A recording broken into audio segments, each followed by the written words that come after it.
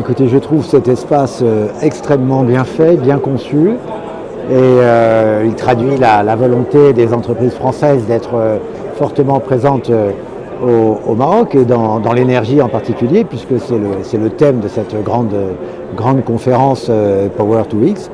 Moi, je suis très impressionné par la dynamique qui vient de se créer et qui vient de se renforcer. Je suis très positif, très optimiste sur cette collaboration. J'ai d'ailleurs reçu une mission spéciale de la part de l'Élysée pour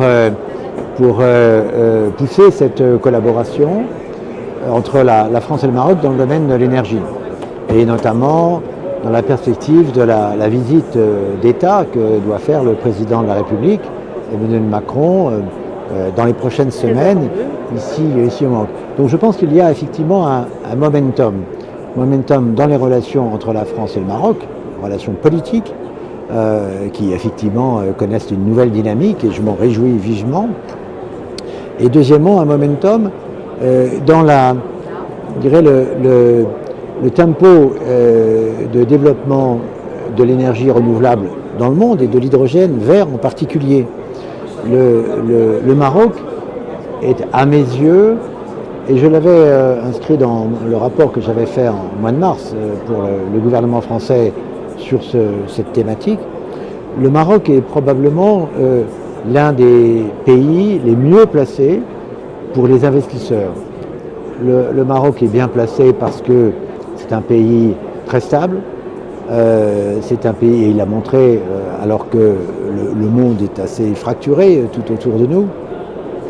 Deuxièmement, c'est un pays qui a une vision dans le domaine de l'énergie et de l'énergie renouvelable. C'est la vision de Sa Majesté le Roi, qui est extrêmement claire et qui ne date pas d'hier.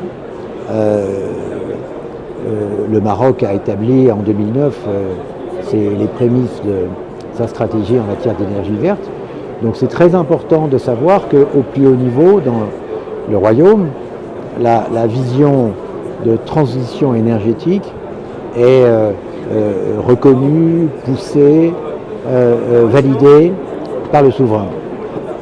Ensuite, autre atout également du Maroc, c'est la qualité de l'encadrement juridique, de la régulation, du cadre juridique, financier et fiscal dans lequel les investisseurs vont s'inscrire.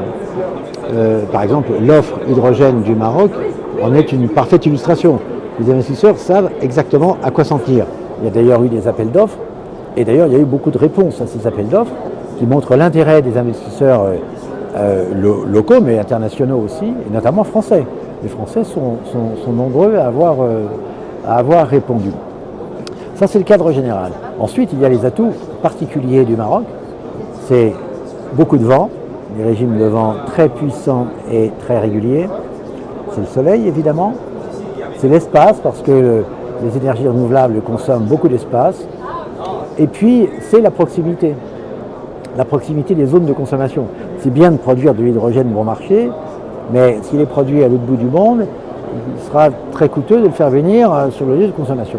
Le Maroc est, de tous les grands producteurs d'hydrogène que l'on peut recenser aujourd'hui dans le monde, que ce soit l'Inde, l'Arabie Saoudite, les Émirats, Oman ou l'Égypte, le Maroc est le plus près.